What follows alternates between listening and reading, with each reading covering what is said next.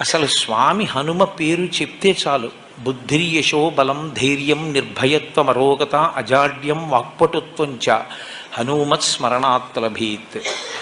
హనుమని స్మరించినంత మాత్రం చేత, హనుమకి నమస్కరించి హనుమని సేవించినంత మాత్రం చేత హనుమ యొక్క గొప్పతనం ఎక్కడుందంటే అజాడ్యం. ఆయనని సేవించినటువంటి వారికి జాడ్యము పోతుంది. జాడ్యము అంటే జడత్వము.